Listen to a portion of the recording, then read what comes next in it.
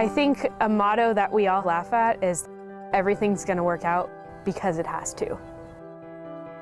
We work with pit bulls who are very misunderstood. They have this unjustified bad reputation, and it's all because of ignorance. Clowns of the dog world.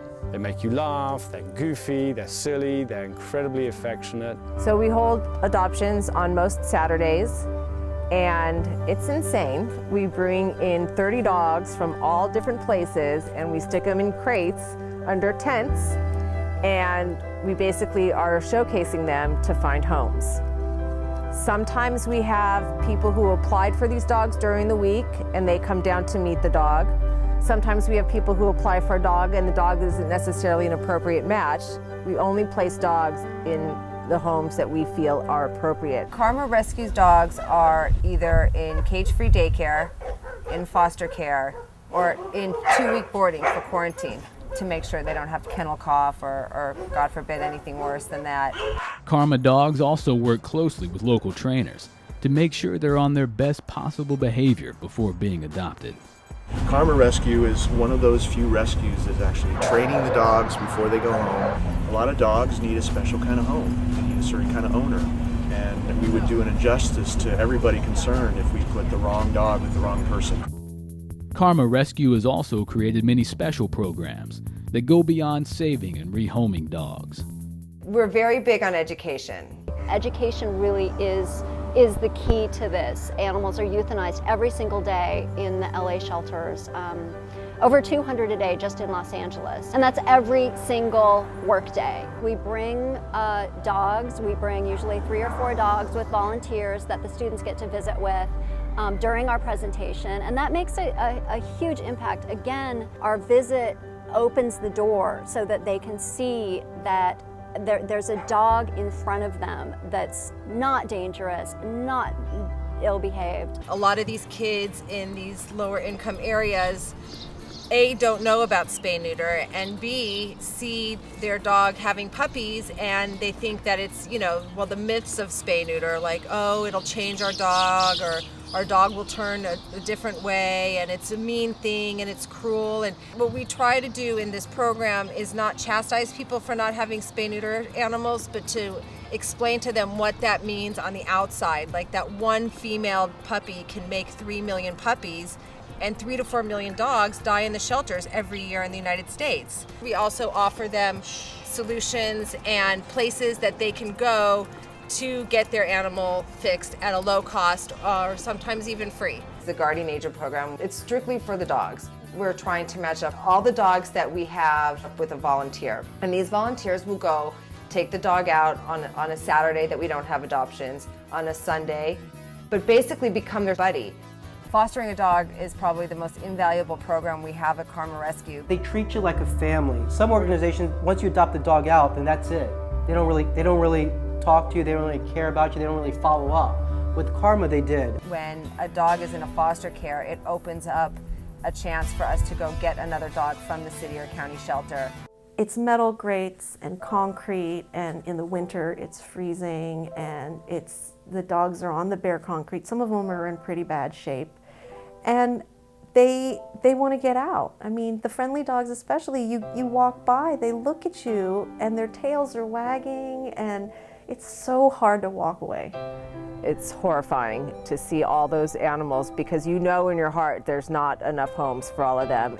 Nothing's harder than pulling one out and leaving one behind. It's hard. That's really hard, because they're all looking at you, just as all animals do, with those eyes, and it just rips through your heart. That's the hardest part, is the emotion behind that, the emotion behind playing that role of who lives and who dies.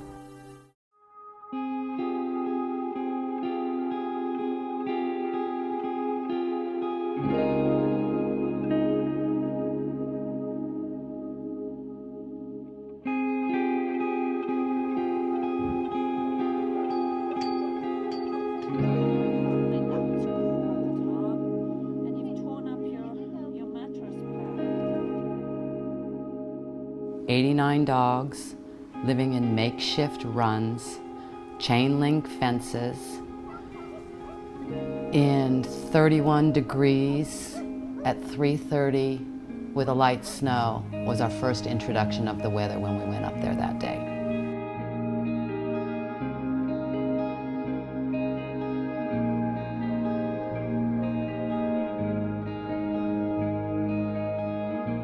These dogs had no protection against the elements of the weather. We started building temporary dog houses to give them some sort of protection until we could get rescuers to come up and take them out of there.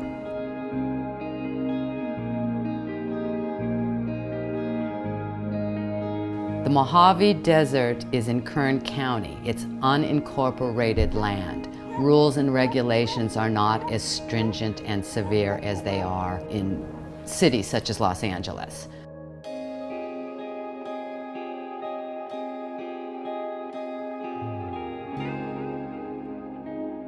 A lot of the dogs needed medical attention, such as Arwen. Arwen's eyes were so badly infected from the weather of the Mojave Desert that they were bright red and bulging out. How does that not break your heart? How do you walk away from that and not help?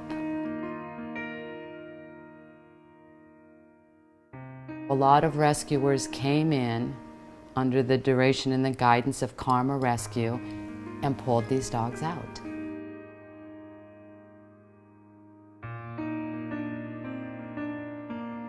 She happened to be one of the 2 dogs that I drove to a boarding house. I was in the car with this other volunteer, and then the idea was floated that maybe I could foster her.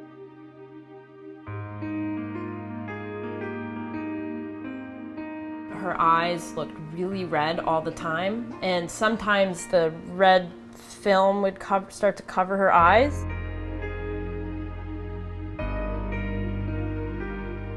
She's missing most of her teeth right now, probably because she had been gnawing at the fence. Had Karma Rescue not intervened and provided medical assistance, I'm sure she would either be dead or just really in constant pain.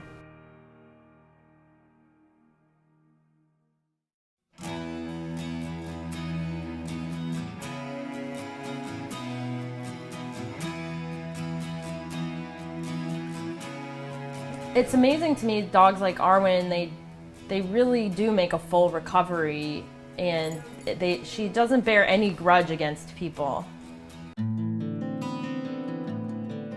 Karma Rescue also takes in lots of special needs dogs like me. I was born blind. They took in Abigail Angel. A puppy believed to be only about 6 months old is being treated for severe burns tonight after someone deliberately set it on fire. She required months and months of hospitalization and tens of thousands of dollars in vet bills. A puppy that was deliberately set on fire back in May has been adopted. The female pit bull mix had 3rd-degree burns over 60% of her body, needed multiple skin grafts. Karma Rescue helping to save Abigail, bringing the pit bull mix to City of Angels Veterinary Center in Culver City, where every day for the last 3 months, Abigail fought to stay alive. How could anybody do this to an innocent dog? The couple knew they had to help, and today, Abigail came home. I said to my mum this morning, is this what it's like when you have a new baby? You know, because I'm so excited. But she's here and I'm thrilled.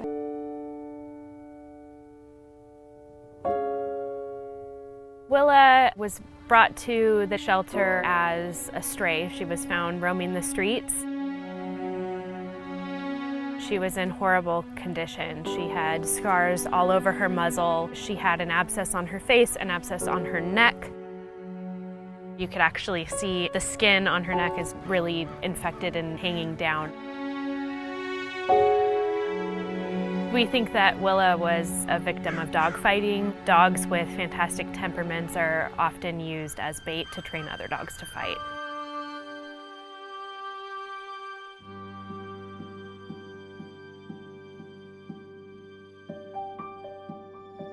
"100% Willa would have been euthanized. Willa had every reason in the world to hate people, hate animals, and just hate the world in general, but it was pretty evident from very early on that Willa was the exact opposite of that. What? Come here. Who loves you? Who loves me? I love you. All right. The government is red listed. What? This dog right here is red listed. Look.